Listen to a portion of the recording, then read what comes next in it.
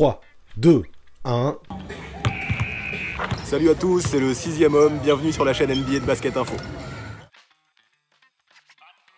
Pour commencer, je voudrais remercier tous ceux qui me soutiennent sur Tipeee, mais aussi tous ceux qui spamment les pubs sur Utip. C'est grâce à vous que je suis là aujourd'hui et j'ai vraiment besoin de vous pour continuer à ne rien lâcher de ce côté-là. Mais ensuite, vous l'avez vu sur ma miniature, aujourd'hui c'est un overtime que je vous propose. C'est moi là où il fait super chaud aujourd'hui? Non là c'est un truc de ouf, il doit faire 12 000 degrés là sous les toits. Ce tournage ça va être un marathon, du sport extrême. Mais bon, avant de commencer, comme d'hab, je vous présente ma petite OP de l'été. J'ai vu que certains râlaient à ce propos d'ailleurs, c'est dommage parce que rendez-vous compte que c'est essentiel de faire des choses comme ça pour que la chaîne perdure. Par contre, je peux comprendre que ça puisse être relou et répétitif pour ceux qui connaissent déjà Popster. Du coup, rien que pour vous, j'affiche le timecode pour zapper l'OP, là, dans ma main ici. Par contre, pour ceux qui ne connaissent pas encore Popster, sachez que jusqu'au 31 juillet, je peux vous faire bénéficier d'un code promo qui est super cool. Mais avant tout, Popster, voilà ce que c'est. Déjà, chaque poster est hyper quali et est imprimé sur du papier de luxe en mode 250 grammes par mètre carré, boum. Sauf que la qualité du papier, ça ne suffit pas toujours pour espérer avoir un truc qui dure. Voilà pourquoi l'encre utilisée qui donne un rendu mat n'a pas été choisie au hasard. Elle résiste parfaitement aux UV et vous donne la certitude que les couleurs de votre affiche ne bougeront jamais. Autant vous dire que là, on est sur du level premium niveau qualitatif. Mais je ne serais pas complet si je ne vous parlais pas du top du top. Ouais, parce que chacun des 3 modèles de poster est numéroté et publié en édition très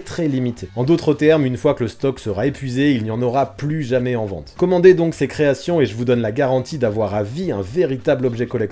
Alors dépêchez-vous, il n'y en aura pas pour tout le monde. Donc vous avez vu, j'ai le poster spécial Michael Jordan derrière moi. Mais vous l'avez sûrement repéré dans ma petite vidéo de présentation, ce n'est pas le seul qu'ils ont fait. Chez Popster, il y a aussi l'affiche Ballers avec des joueurs actuels, mais aussi la Jersey avec des joueurs de légende. Que du lourd. Moi j'adore, et vous, ça vous plaît? Si c'est le cas, n'hésitez plus, go sur popster.fr et juste avant de payer, rentrez le code promo le 6ème homme. Ça vous donnera 15% de réduction sur l'intégralité de votre commande. Intéressant, non? J'avoue que c'est classe, mais il est l'heure maintenant que ceux qui ont utilisé le timecode nous rejoignent. Parle-nous des Lakers. Yes, j'imagine que ma série Overtime du mercredi, désormais vous la connaissez. Mon objectif est de prendre les franchises une, par ordre chronologique de leur création et d'élire leurs 6 meilleurs moments all-time. Jusque là j'ai déjà fait les Celtics, les Warriors, les Knicks et les Pistons. Du coup vient maintenant l'heure d'une bête de team avec une sacrée histoire, les Los Angeles Lakers. 72 saisons d'existence, 61 playoffs joués, 31 finales disputées et 16 titres remportés. Attends, du coup ça veut dire qu'en moyenne, quand ils ont fait les playoffs, ils sont allés en finale une fois sur 2, c'est ça? Tiens, prête-moi ton éventail, toi. C'est exactement ça. C'est complètement taré, non? Voilà pourquoi ça n'a pas été simple de ne dégager que 6 moments dans l'histoire de la franchise californienne. Mais j'ai finalement réussi et je suis même plutôt content de moi. Du coup, maintenant j'ai tout dit, n'attendons plus, lançons l'épisode d'aujourd'hui. C'est parti pour le top 6 all-time des meilleurs moments de l'histoire des Los Angeles Lakers.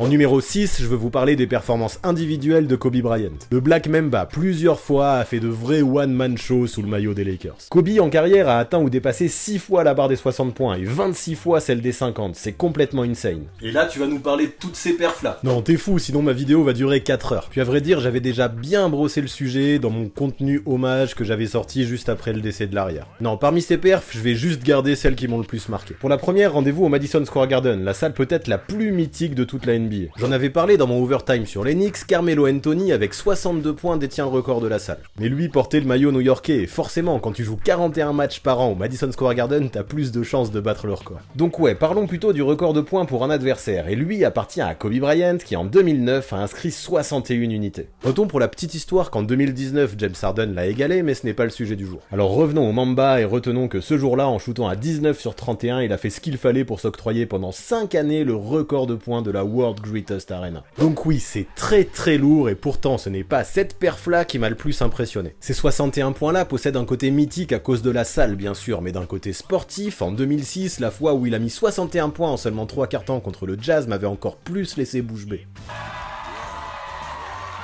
Puis tant qu'à parler de Utah, je peux aussi évoquer la fois où juste avant sa retraite, le dernier match avant sa sortie, Kobe a planté 60 points. Bien sûr que ses coéquipiers lui ont filé tous les ballons, bien sûr que tenter 50 shoots ça fait beaucoup, mais est-ce le plus important? Ce jour-là, un Kobe de 38 ans a pu faire gagner les Lakers et tirer sa révérence en sortant par la très grande porte. Ce truc-là restera gravé dans ma mémoire à jamais, mais sûrement pas autant que ses 81 points, c'est là qu'on va en venir finalement. 81 points? Oui monsieur, la deuxième meilleure performance offensive de l'histoire derrière les 100 points de Wilt que j'abordais dans mon overtime sur les Warriors. Le mec avait à cœur de porter à lui tout seul ses Lakers le plus haut possible. Complètement bouillant, Kobe avait déjà atteint 5 fois la barre des 40 points sur les 15 derniers jours et même 2 fois celle des 50, c'est d'une violence, mais pourtant rien à voir avec ce qu'il a infligé aux Raptors. Dans une rencontre ultra serrée, ce jour-là, Bryant a montré qui était le boss. 81 points, des actions clutch et même la win au bout. Cette perf est sans aucun doute la prestation offensive la plus folle de la NBA moderne. En vrai, j'aurais pu clairement afficher ce truc tout seul à la 6ème place de mon top d'aujourd'hui. Mais bon, vu que des moments incroyables, Kobe en a vécu plein, je me disais que c'était dommage de ne pas faire un clin d'œil plus global à toutes les grandes performances individuelles qu'il a faites en carrière.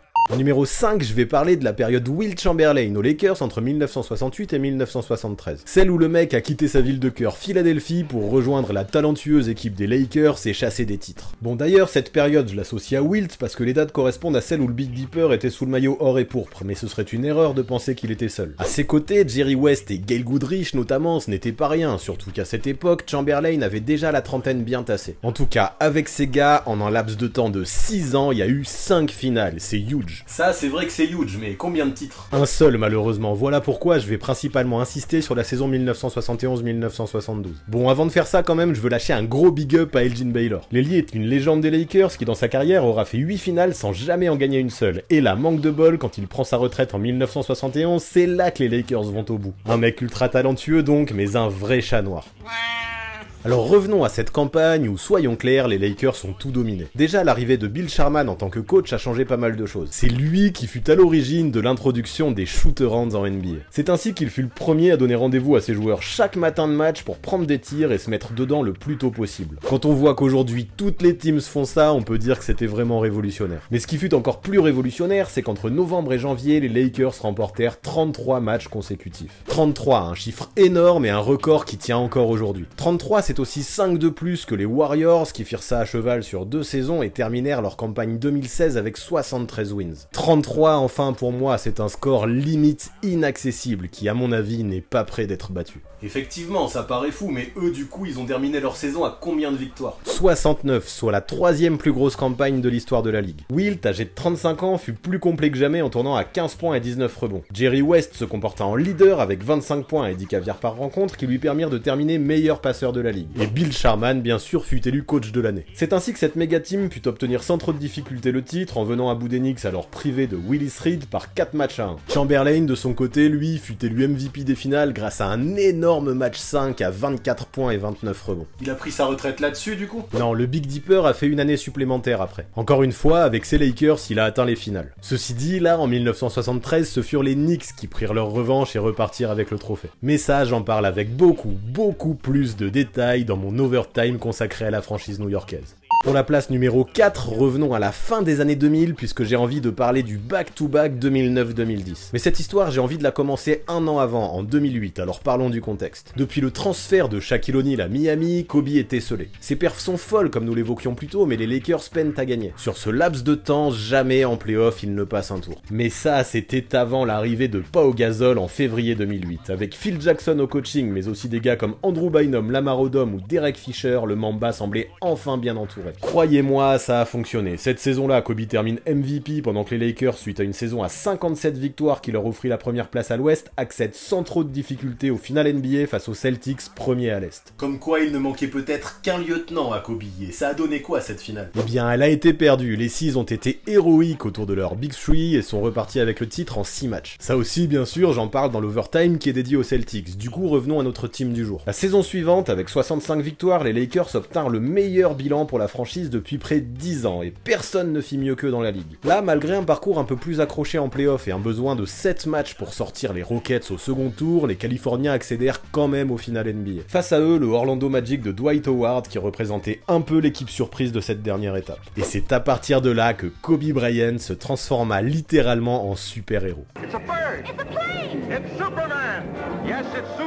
Lors du match 1, il compile 40 points, 8 rebonds et 8 passes. Lors du match 2, il réalise les actions défensives nécessaires pour conclure après prolongation dans le money time. Dans le match 4, bien aidé par Derek Fisher, il permet aux siens de remonter un déficit de 12 points à la mi-temps. Et enfin, dans le match 5, il est à l'origine d'un 16-0 dans le deuxième quart pour permettre aux Californiens de creuser définitivement l'écart. Victoire 4-1 pour les Lakers dans cette série grâce à un Kobe qui a tourné à 33 points par match et a pu obtenir son premier trophée de MVP des finales en carrière. Grosse perf. Ouais, j'avoue c'est bien, mais pour moi, pour le moment, ça ne vaut pas la saison de Wilt et les 33 victoires consécutives. T'as raison, et voilà pourquoi nous allons évoquer également la saison 2009-2010. Pendant l'été, les dirigeants californiens ont la bonne idée d'échanger Trevor Ariza contre Ron Artest. On le verra plus tard, ce move leur sera hyper utile. Pour la 3e année consécutive, les Lakers se retrouvent avec le meilleur bilan à l'ouest, et pour la 3e année consécutive, les voilà encore en finale NBA. En phase 2, comme en 2008, les Celtics.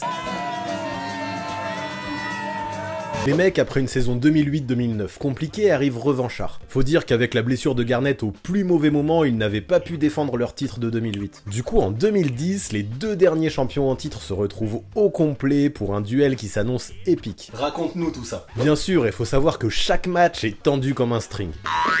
Des perfs mémorables sont réalisés des deux côtés et les deux teams ont du mal à se départager. En mémoire, je garderai particulièrement les 8 paniers à 3 points inscrits par Ray Allen lors du match 2. Et avec tous ces moments mémorables, c'est assez logique qu'on arrive jusqu'à un match 7. Ce jour-là, une fois n'est pas coutume, Kobe n'y est pas vraiment. La défense de Boston est coriace et le Mamba est maladroit. Il finira d'ailleurs le match avec un très vilain 6 sur 24 au tir. Sur ce rythme, les Celtics prennent l'avantage et arrivent même jusqu'à un écart de plus 13 dans le 3e quart. Là, Kobe se réveille enfin et même s'il a du mal à être régulier, ses coéquipiers arrive à prendre la relève. Avec un Pau Gasol on fire, les Californiens reviennent peu à peu au score et passent même devant, mais les Celtics ne lâchent rien malgré leurs problèmes de faute. Ils bombardent à 3 points et tiennent toujours à l'approche de la fin du game. C'est là qu'un Ron Artest sort de sa boîte.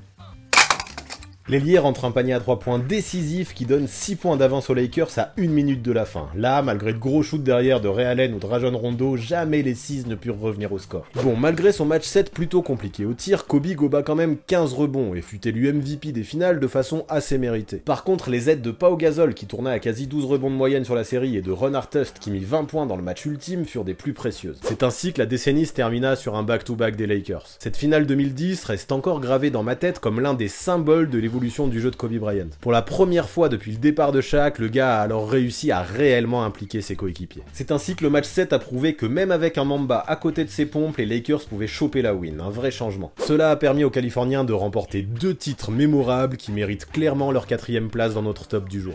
Mon dieu que j'ai chaud. Pour la place 3, on va encore parler de Kobe vu qu'on va évoquer le three-peat des années 2000. Lors de l'été 1996, les Lakers réalisent un trade avec les Hornets pour récupérer un Kobe qui, le soir de la draft, n'avait même pas 18 ans. En parallèle, en provenance d'Orlando, il signe Shaquille O'Neal en tant qu'agent libre. Là, autant le dire tout de suite, 2 énormes pierres sont posées. Menés par un Shaq en mode mammouth et coachés par Del Harris, les Lakers retrouvent peu à peu les sommets. Mais à chaque fois, après de bonnes saisons régulières, ils échouent en play-off, ne dépassant pas le stade des finales de conférence comme ce fut le cas en 1998 quand ils se sont fait sweeper face au Jazz. Là, alors que le dirigeant Jerry West s'apprête à signer l'ancien joueur Kurt Rambis en tant que coach, les fans font la tronche. Ils veulent un plus gros nom, d'autant plus que Phil Jackson, qui vient de passer une année sabbatique après ses 6 titres avec les Bulls, est désormais sur le marché. Banco, la franchise sort les billets verts et propose un énorme contrat aux Zen Masters.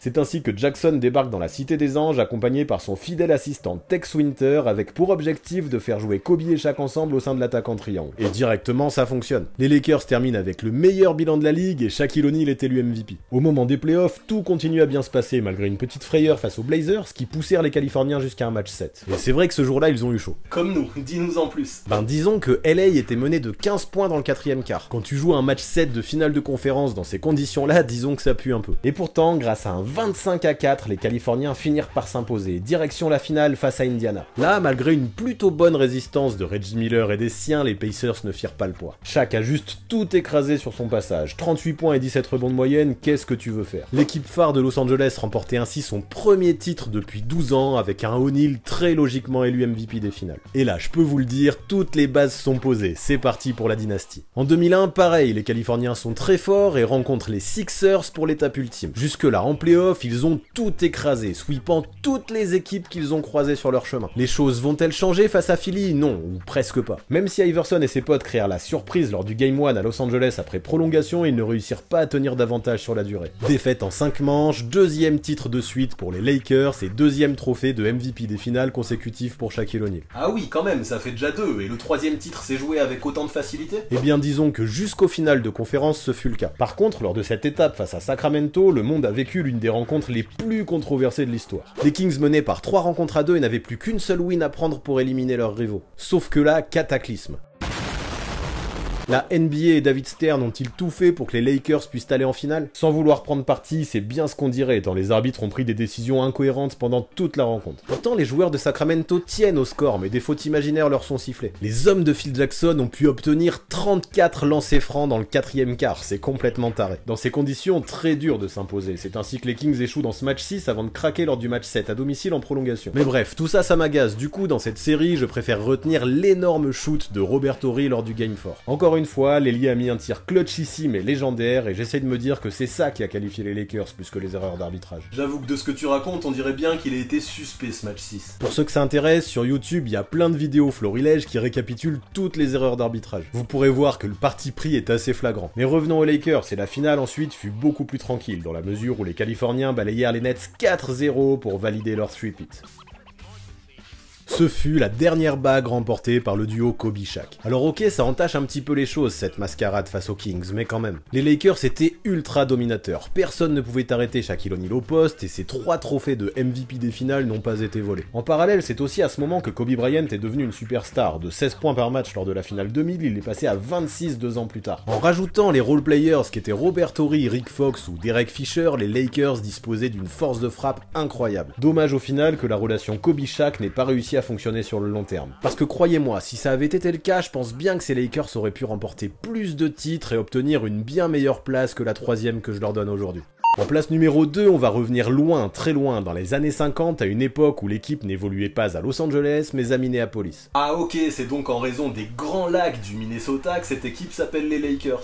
Bien vu Sherlock, c'est tout à fait ça. Et là, à cette époque, la ligue n'était dominée que par un seul homme, George Mikan, la première superstar de l'histoire. Il faut dire que le gars a débarqué en 1947, l'année de la création des Lakers. Là, en 6 ans, directement, il leur a permis de remporter 5 titres. Boum. Lors de ses 3 premières saisons, il termine à meilleur scoreur de la ligue, et lors des 2 suivantes meilleurs rebondeurs. Si le trophée de MVP avait existé dans les années 50, croyez-moi, il en aurait obtenu plus d'un. Avec ses 2,08 m, une taille gigantesque pour l'époque, il dépassait tout le monde et écrasait juste tout. C'est à cause de lui que la règle des contres en phase descendante est apparue, non? Tout à fait, je vois que tu t'es renseigné. Sans ça, Goliath aurait dévié tous les ballons et ça aurait été injouable. Surtout que ce n'est pas ça qui l'a empêché de dominer, voilà pourquoi la NBA ne s'est pas arrêtée là au niveau des changements de règles. Par sa présence, Mikan a obligé la ligue à élargir la raquette, mais aussi à introduire la fameuse horloge des 24 secondes. Et ouais, parce qu'avant ça, les adversaires des Lakers utilisaient une technique pleine d'anti-jeu. Ils essayaient de passer devant les Californiens au score, puis de conserver un maximum la gonfle pour que Mikan ne puisse plus scorer. C'était le seul moyen de l'arrêter, le gars, que les Lakers n'aient pas la balle. C'est comme ça qu'en 1950, nous avons eu droit à un magnifique match perdu par les Lakers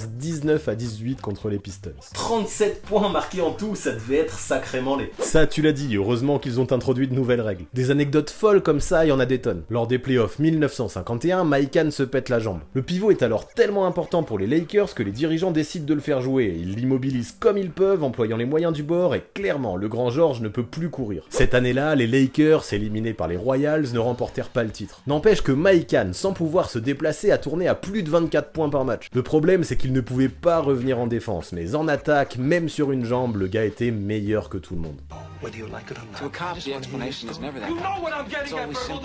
Malheureusement pour le pivot, ce sont justement ces blessures qui écourtèrent sa carrière. Après ses 5 titres en 6 ans, il prit une année de repos avant d'essayer de revenir pour la saison 1955-1956. Mais ce fut beaucoup trop dur pour ses genoux et il abandonna au bout d'une trentaine de matchs. Faut dire qu'en 6 ans, 10 fois le pivot a eu des os cassés et 16 autres fois il dut avoir des points de suture. Pourtant, quasiment jamais il a accepté de quitter le terrain. Ah ouais, ok, si le mec jouait avec des os brisés, tu m'étonnes que sa carrière ait été courte. C'est ça, pour lui, le très haut niveau s'est terminé avant ses 30 ans. Qui sait jusqu'où il aurait pu aller avec des jambes en bonne santé. Peu importe, car quand même, ce qu'il a fait au sein de ces Minneapolis Lakers reste légendaire. Et pour ça, cette période mérite assez logiquement la 2e place de mon classement du jour.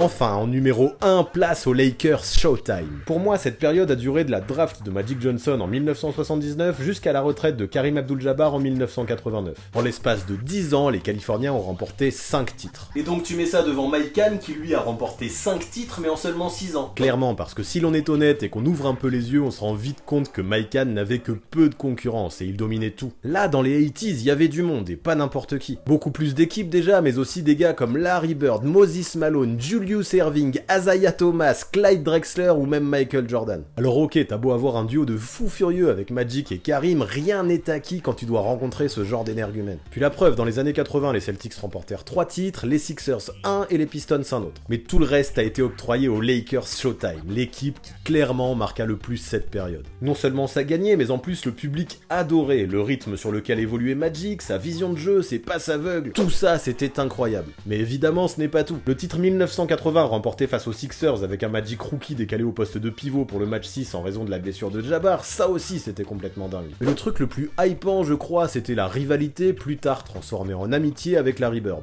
Okay, Magic, show me what you got.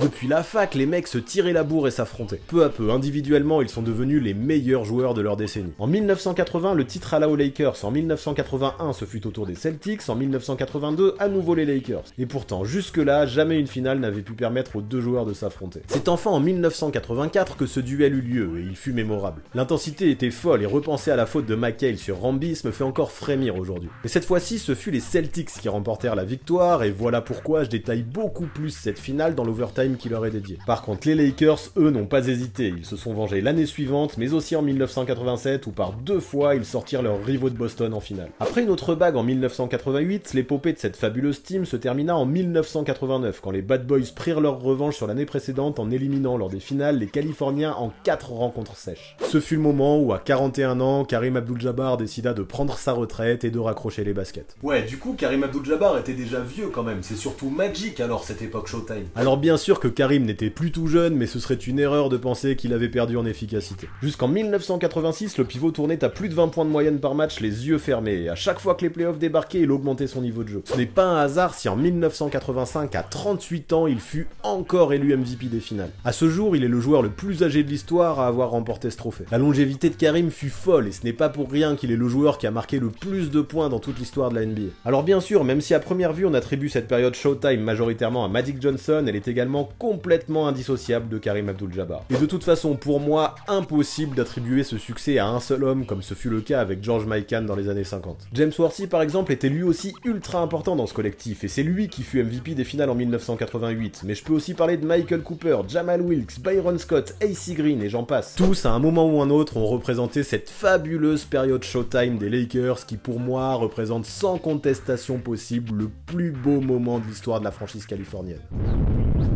Voilà pour ce qui est selon moi des 5 meilleurs moments all-time de l'histoire des Los Angeles Lakers, voilà pour ce qui est de ma 5e équipe étudiée de cette façon. Ça vous a plu? Vous les validez ces moments? Est-ce que vous pensez que ça se classe au-dessus des franchises qui sont déjà passées? Donnez-moi votre avis en commentaire, ça m'intéresse clairement. Ensuite, pour remettre un peu le nez dans l'actu là, juste avant que ça reprenne, vous le savez, c'est sur Basket Info que ça a lieu. Sur le site, il y a tout, des news fraîches, en lien ou non avec le Covid, mais aussi un suivi quotidien de tout ce qui se passe dans la bulle, des interviews, des déclats. Je pense qu'avec la reprise de la saison, c'est le moment ou jamais de nous rejoindre. Après, vous l'avez compris, pour venir débattre avec la commu de fous furieux, mais aussi pour découvrir mes all-time teams, c'est encore et toujours sur Discord et Instagram. Parce que ouais, certains le savent, en ce moment, là-bas, j'y fais mes all-time teams. Chaque semaine, j'étudie une franchise et je sélectionne ceux qui sont pour moi leurs meilleurs représentants. Le lundi, je parle du coach, du lundi au samedi, c'est au tour des titulaires, et le dimanche, c'est l'occasion de dévoiler mes 7 remplaçants. Là, j'en suis déjà à ma 10e team, et cette semaine, là-bas, sachez que je parle des Warriors. Mais si vous avez manqué votre équipe préférée, ne vous en faites pas, sachez que j'ai pris le soin de tout sauvegarder dans mes stories à la une. Alors en vrai, je kiffe vraiment faire ça et je meurs d'envie de vous faire découvrir mes sélections. Donc c'est capté, let's go me rejoindre sur Insta pour que tous ensemble on parle de tout ça. Que ce soit ça, Basket Info, Tipeee, Utip ou Popster, vous inquiétez pas, je mettrai tous les liens et les informations nécessaires en description. Et pour finir, vous connaissez les bails, abonnez-vous si ce n'est pas déjà fait, puis activez la cloche aussi, c'est important, je vous surveille. J'en vois plein dans les stats qui matent en discret là comme ça, sans avoir fait ça, et c'est pas bien du tout. Puis si vous êtes un bon élève et que vous voulez aller plus loin encore, il y a moyen, lâchez votre pouce bleu, posez votre commentaire,